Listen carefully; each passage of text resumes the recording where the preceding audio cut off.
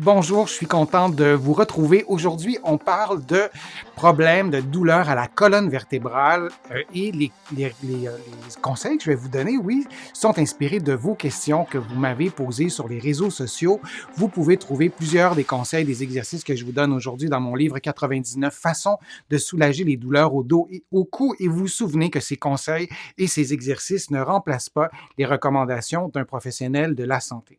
Que faire pour diminuer les conséquences d'une diastase?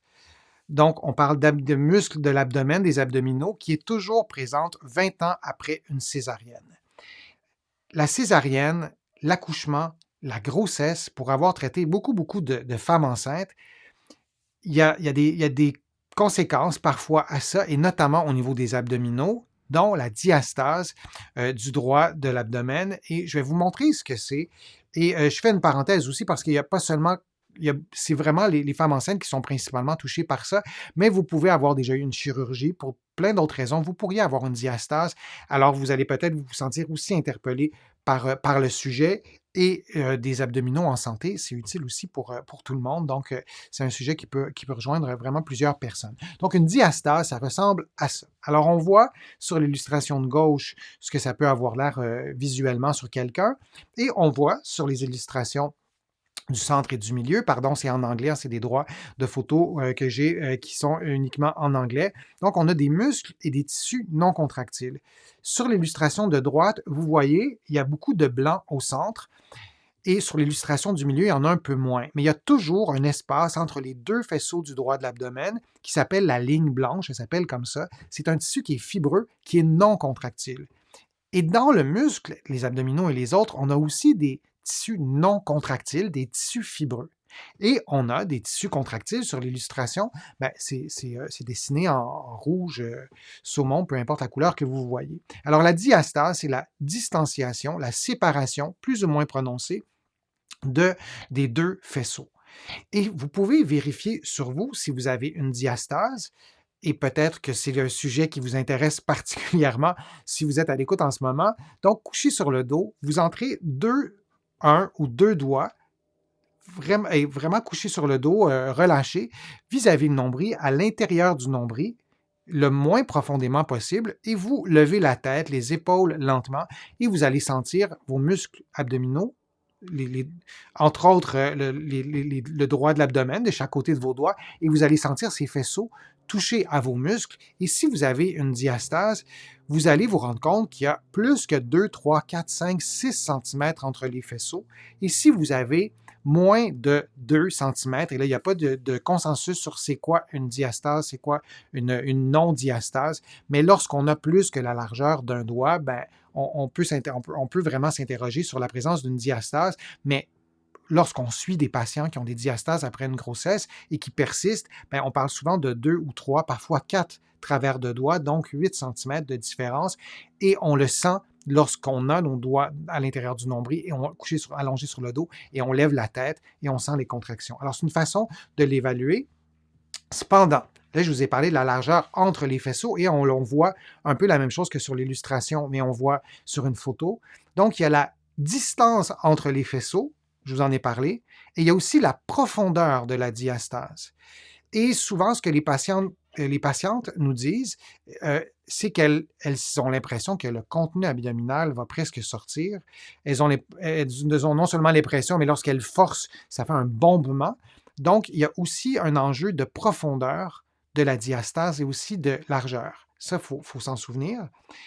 Donc, lorsqu'on la mesure, je fais une parenthèse, lorsqu'on la mesure, nos doigts, je vous ai dit qu'on les plaçait vis-à-vis le nombril, mais cliniquement, et vous pouvez le faire à la maison aussi, vous les placez, disons, 3-4 cm au-dessus du nombril, selon votre morphologie, et aussi en bas du nombril, on va voir. Parce que la diastase, elle ne se situe pas uniquement au niveau du nombril. Je vais vous montrer des exemples de diastase. L'illustration de gauche au complet, il n'y a pas de diastase, mais on voit qu'il y a quand même une ligne blanche. Alors, il y a des femmes enceintes qui avaient, en fait des femmes que je suivais enceintes, qui avaient accouché, et après l'accouchement, 2-3 mois après l'accouchement, elles croyaient avoir une diastase. Mais la distance entre les deux faisceaux, c'était la distance normale. Donc, ça n'en était pas une, c'est l'illustration de gauche. Et vous voyez les autres illustrations où les diastases se manifestent différemment. Celle à droite, complètement, la diastase, elle est plus dans la région inférieure, et celle de la quatrième en partant de la droite, c'est plus en haut. Et vous voyez, ça se manifeste différemment. Alors pourquoi je vous raconte tout ça? Parce que si on veut évaluer la diastase, si on veut évaluer les progrès aussi qu'on pourrait faire suite à une stratégie thérapeutique, on veut savoir où est la diastase et comment quelle forme elle a. Parfois, la diastase, elle est uniquement en bas et on va se concentrer nos mesures sur le bas. Si la diastase, elle ressemble un peu plus à la deuxième illustration, bien, on veut aller mesurer les progrès un peu partout. Donc, si on mesure seulement au niveau du nombril et on ne mesure pas plus haut, peut-être qu'on aura un progrès plus haut et si on ne mesure pas, on ne pourra pas l'observer. Donc, c'est important de bien mesurer la diastase, idéalement de consulter un ou une professionnelle de la réadaptation pour faire un suivi et d'abord d'avoir une prise de mesure. Il y a d'autres façons de mesurer, il y a d'autres façons d'être un peu plus détaillé dans notre évaluation, mais je vous donne un aperçu de ce qu'on peut faire et surtout ce que vous pouvez faire à la maison. Et la diastase a-t-elle des liens avec la douleur au bas du dos? Et c'est un peu décourageant pour moi parce que je trouve que cette réponse-là on devrait avoir répondu à cette question-là depuis vraiment très, très longtemps, parce que c'est quand même pas un phénomène nouveau, la grossesse et l'accouchement et les douleurs au dos, mais on n'a pas encore de très bonnes études pour ça et ça, on ne peut que le déplorer. Et je sais que j'ai des collègues physiothérapeutes qui font une association presque directe avec les douleurs au dos, d'autres un peu moins, mais selon notre expérience clinique, selon les patientes qu'on traite. Et il y a d'autres contextes aussi dans lesquels on peut avoir une diastase. Alors, la question s'y prête aussi, là. Si on a une intervention chirurgicale, on est un homme, on a une diastase, ou peu importe la raison, la logique est la même sur les liens ou pas avec les douleurs au dos. Mais vous vous souvenez, je vous l'ai dit tout à l'heure, dans les muscles et dans les abdominaux, particulièrement le droit de l'abdomen, on a des tissus non contractiles comme un ligament pour une cheville. Alors, quand on se fait une entorse à un ligament, on étire une structure non contractile. Et pendant la grossesse, bon, le bébé qui se développe va sa présence à lui, le bébé, mais aussi l'augmentation de volume sanguin et plein d'autres raisons morphologiques. On a l'abdomen qui augmente en volume, donc les muscles, les faisceaux vont se distancer. Et est-ce qu'on étire les fibres musculaires ou les tissus non contractiles comme la ligne blanche et d'autres tissus non contractiles? Ça reste une question qui n'est pas si clairement, la réponse n'est pas très clairement établie. Et si on porte atteinte seulement aux tissus non contractiles, est-ce que des exercices peuvent aider à la réparation d'un tissu non contractile? Moi, je ne suis pas certain de ça. Pour ce qui est de la structure, des structures contractiles, ben oui, là, c'est logique de faire des exercices. Alors, quels exercices qu'on peut faire lorsqu'on veut rééduquer les muscles abdominaux? Il y en a plusieurs, mais dans certains cas de diastase, on peut penser aussi à la chirurgie s'il y a des problèmes esthétiques majeurs. Donc ça, il faut vraiment parler à son médecin. Je trouve ça dommage lorsque la première et la seule stratégie thérapeutique, c'est la chirurgie. Il y a beaucoup de choses qu'on peut faire en rééducation aussi. Il y a de la stimulation qu'on peut faire. Il y a d'autres stratégies thérapeutiques qu'on peut faire en clinique en consultant un professionnel de la physiothérapie ici au Québec ou de la kinésithérapie, des kinésithérapeutes, donc de l'autre côté de l'Atlantique. Mais il y a quand même aussi l'option de la chirurgie. Mais moi, je vous invite vraiment à faire des exercices. Et la question faisait aussi référence à une diastase qui était là depuis 20 ans. Je vous montre cet exercice-là. C'est un exercice que je vous ai déjà présenté. On peut le faire de différentes façons lorsqu'on a une diastase, lorsqu'on a peut-être des muscles de l'abdomen qui sont déconditionnés après un accouchement ou dans les mois qui suivent l'accouchement. On peut faire des exercices simples comme ça en adaptant le niveau de difficulté à notre propre condition physique, à notre propre capacité physique. Alors, vous voyez, vous levez un bras et vous levez l'autre. Et ce que je ne vous ai pas dit pour l'instant, c'est que pendant tout ce mouvement-là, vous contractez le transverse de l'abdomen, vous placez la main sur l'abdomen si ça vous aide pour mieux le sentir. Ensuite, vous pourrez faire l'exercice comme vous le voyez. Et pendant que vous effectuez les mouvements que vous voyez à l'écran, vous vous assurez de maintenir le transverse contracté. Si vous pouvez, vous avez préalablement contracté le plancher pelvien ou le périnée, le muscle qui retient l'urine et les gaz, et vous faites ces mouvements. Et parce que vous levez une jambe droite, la jambe gauche, le bras droit, le bras gauche, ça augmente le niveau de difficulté de contraction du transverse de l'abdomen et ça peut être une bonne façon de commencer à stimuler ce muscle-là. Si ça fait 20 ans que vous avez accouché, vous avez eu par exemple une césarienne, c'était la question, peut-être que ces muscles-là n'ont pas été rééduqués du tout, peut-être qu'ils ont été rééduqués, ils se sont affaiblis avec les années, peut-être que ça vaut la peine de rééduquer tout ça aussi, même si ça a déjà été fait, mais ça peut être une bonne façon de commencer l'exercice. On peut aussi faire un autre exercice, donc celui-là. Il y a un autre exercice aussi qu'on peut faire que je n'ai pas filmé, que je n'ai pas avec moi. Vous vous placez à quatre pattes, et ça, l'exercice que je vous donne, c'est bon pour tout le monde, pour ce qui est des abdominaux. Vous vous placez à quatre pattes et vous rentrez le nombril en l'approchant du bas du dos, sans bouger le bas du dos, sans bouger le bassin et en respirant librement. Préalablement, vous pouvez aussi contracter le plancher pelvien de la même façon que l'exercice précédent.